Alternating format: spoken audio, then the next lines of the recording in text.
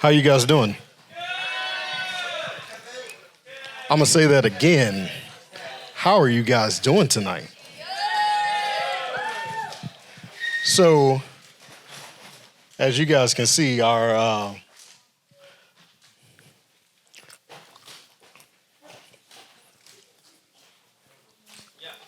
in your fields. So, we're going to be talking about anxiety tonight. As you guys can see, I went through a lot of anxiety because I'm pretty Mr. Clean up here, huh? I had somebody ask me about that earlier. They said it was pretty shiny. Is it shining right now? I bet.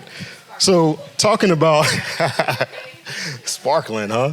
You guys like to sparkle? Yeah. I bet. All right, so we're going to talk about a little bit about anxiety. So, as you guys know, in the Bible, there were multiple people in the Bible that experienced anxiety. And whenever I say they experienced anxiety, you think about Adam and Eve. They take that apple. What do we do as kids? You know, we take something, we know our parents know, and we're sitting in the corner, we're like, please don't let them come in here. Please don't let them mess with us. Please don't let me get in trouble. The whole time you're thinking about that, you're just anxious. Like, what are my parents going to do? So one of the people in the Bible that I'm going to kind of focus on, actually there's two of them, but Job.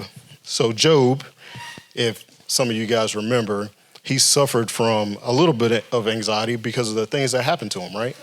So he lost material possessions. He lost family members. He lost his children.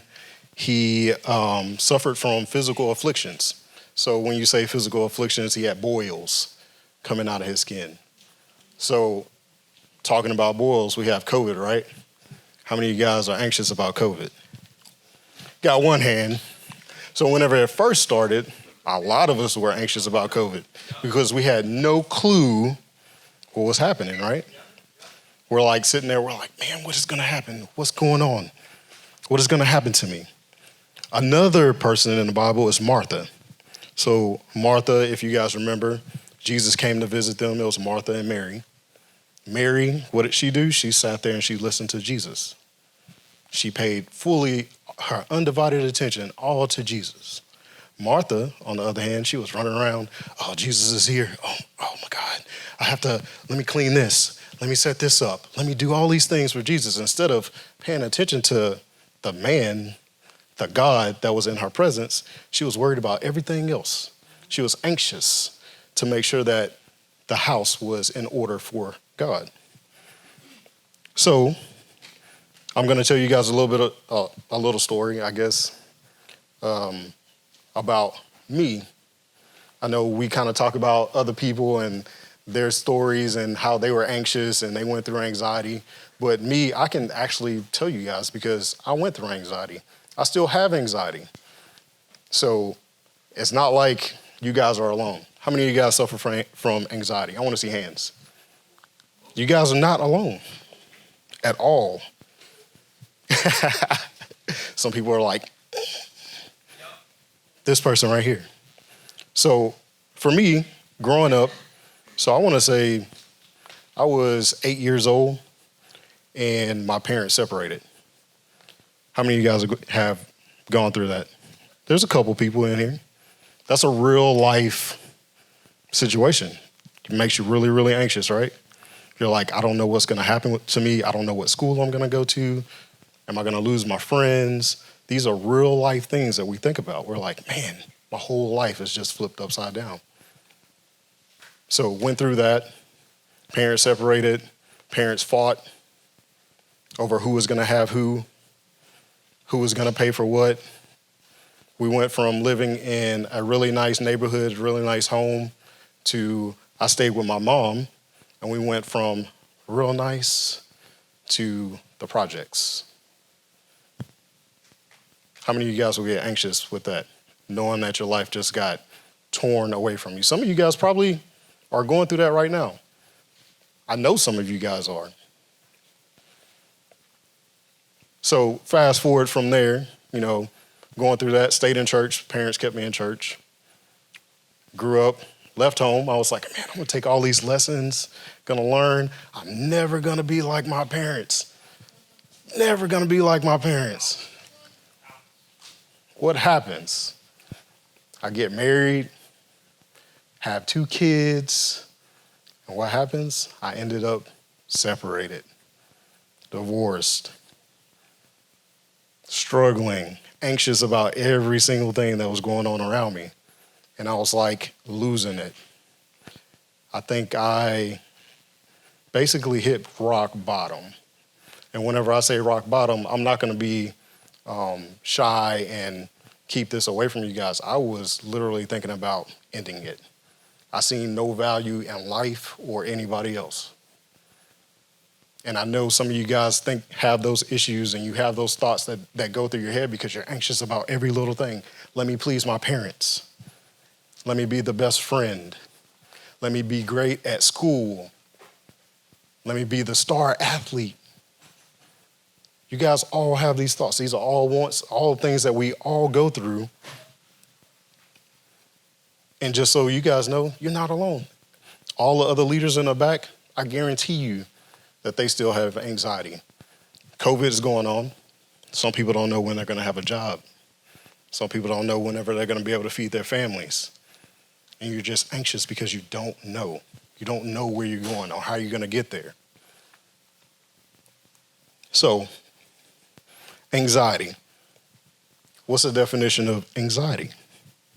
Anxiety is the feeling of worry, nervousness, or unease, typically about an imminent event or something with an uncertain outcome. So whenever I read that to you guys can see it up on the screen, how many of you guys are really going through anxiety? Now that you can see the definition. It's a lot different whenever you read it, right? Somebody just says, oh, I have anxiety, and everybody's like, oh, you got anxiety, oh, okay, cool. But when you read it, a lot of us have anxiety. Probably every single person in this room. So, why do we have anxiety? So for me, whenever I ask that question, why do we have anxiety? Fear and a lack of truth or trust. Whenever I say that, I mean, some of you guys are probably like, yeah, that definitely leads me to anxiety. I'm fearful. Fear the snake that's crawling around. Fear the spider that might drop into your face. Fear a breakup. Fear your parents being upset with you. Fear of failing at school.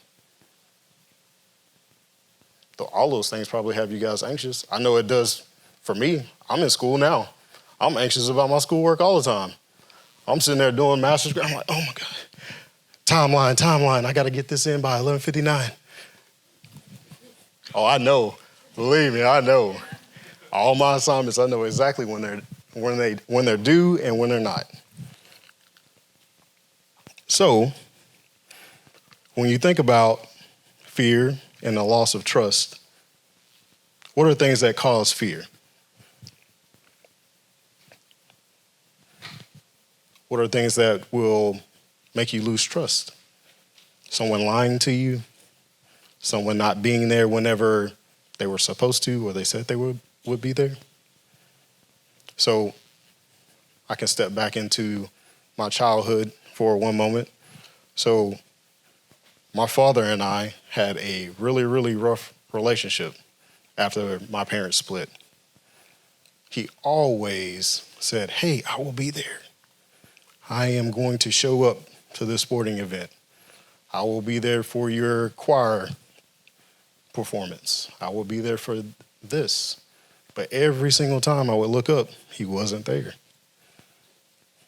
You think I lost trust in him over time? Probably. Word didn't really mean too much. But staying in God, praying for that relationship, now we have a great relationship. but I gave it all to God. So fear, what is fear? Fear is an unpleasant emotion caused by the belief that someone or something is dangerous, likely to cause pain, or is a threat. Trust. Trust is the firm belief. If you guys haven't paid attention, I'm hitting on belief on each one of these definitions. Trust is the firm belief in the reliability, truth, ability, or strength of someone or something.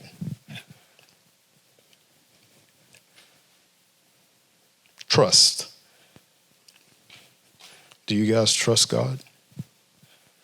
Do you trust him enough to give him all that you have? And whenever I say all that you have, I mean everything.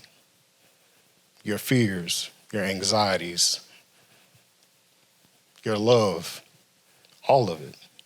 So if I could, can I get Patrick, Mr. Patrick, to come up here?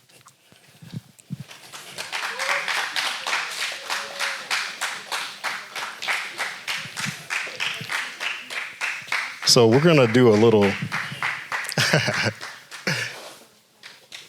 exercise here. So what I'm going to do is I'm going to load Patrick down with anxiety, just so you guys can visually see what happens whenever you have anxiety and you hold on to it. You guys ready? You don't think you are? Nope. All right. Fear of failing at school. That's a real one.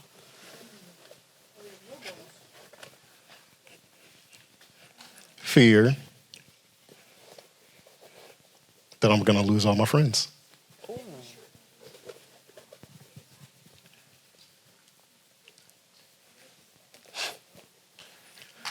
Fear that I'm not good enough.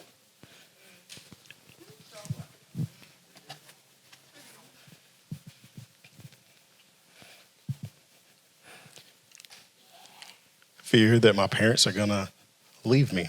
Ooh.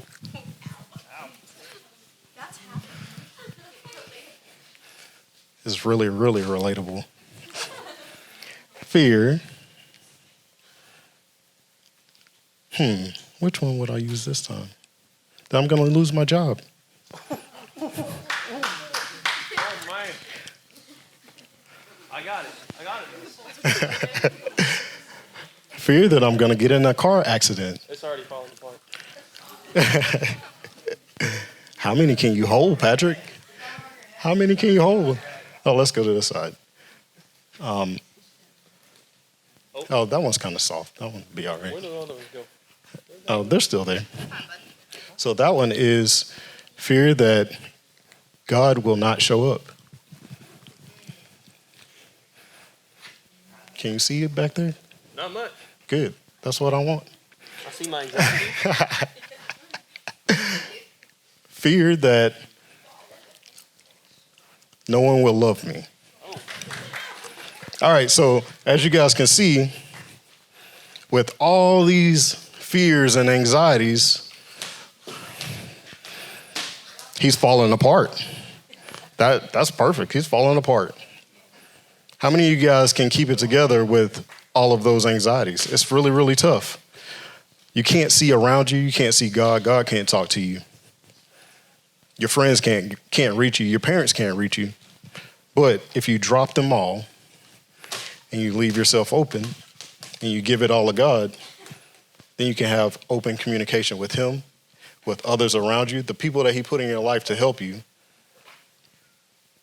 It leaves you wide open. Thank you, Patrick.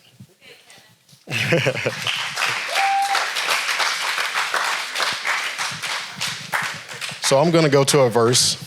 I'm going to hit a couple verses here. So I'm going to start with Job, first chapter. You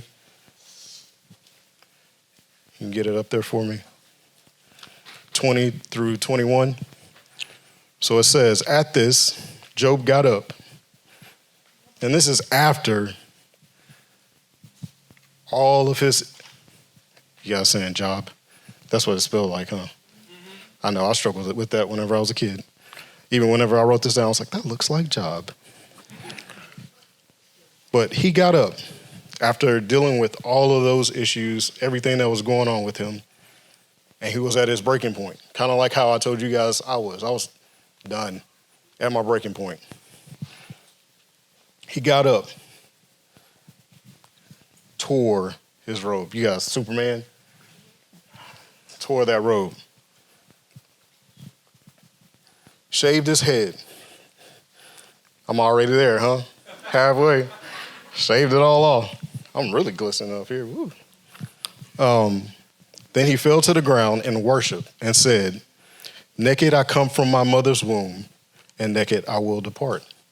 So whenever he says naked, whenever we were born without anxiety, without fear. When we came into this world, there was nothing but God's love. On our own, we added the anxiety, the fear, the mistrust, because we thought we knew better. Does that hit home with you guys?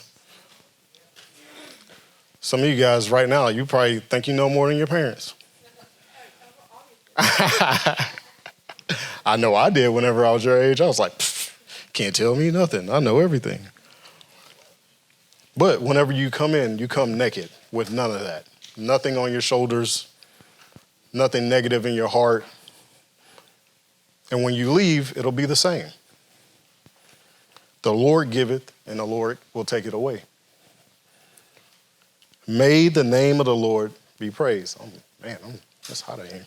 So the last words, may the Lord be praised. So in order to get rid of the fear, the anxiety, and all that, you guys have to praise the Lord. How many of you guys incorporate that into your daily life? Will you praise the Lord? Ooh, I don't see any hands coming up. Oh, I see one. I see two. You said that low? Oh, I can see it back there. Way back there. In the dark. So another verse I'm going to talk about is Philippians 4:6. It says, do not be anxious about anything, but in every situation, by prayer and petition, with thanksgiving, present your requests to God. So when you read that verse, by prayer, how many of you guys pray? You guys pray daily? Is it the normal, thank you for letting me live and thank you for watching over me? Or are you guys really like talking to Jesus? And whenever I say that, a prayer is not just what I was joking about. A prayer is a full-blown conversation, just like you would have with your friends. Lord, I know I have been acting crazy lately. You can talk to him that way. He wants you to be personal. He wants you to be real with him. In order for him to work in you, you have to be real with him. He already knows everything, so why hide it? No reason to. So present your requests. So you guys have requests. You guys have anxieties. So one of them may be to make hundreds on all your reports so that you can get a scholarship to college. Present that to God. Tell him that. Tell him that's what you want. By giving it all to him, the burden is no longer on you. It is on him. And that's the way that he had it. That's the way that he wanted it. So, in order to overcome our anxieties, one, identify it. Identify that you have anxiety. Face it. Number two, don't run from it. Don't turn your back. Don't push it to the side. Don't say, I can get to it in a couple of days. I'll address it then. Face it and then give it all to him. And then I'm going to leave you guys with a couple of questions. I'm going to close this out. Something for you guys to kind of talk about in your small groups. And I want you guys to be real. Open up. That's the only way that you're going to be able to download all of your issues. What situations have caused anxiety in your life? Some of you guys are going to be, I don't want to talk about this in my group. How many of you guys have anxiety about getting in front of people and talking? Guess what? Me too. And look where I am. I'm just...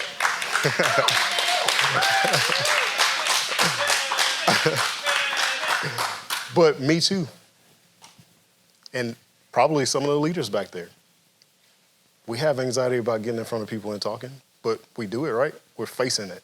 We identified it, we faced it, and I gave it all to God. It's all in his hands. So I want you guys to do the same. Think about that question. And then also, what steps can you take to overcome the fears and lack of trust that you have in God and others around you? That's going to be a tough one. But I want you guys to think about that. I want you guys to address that in your groups.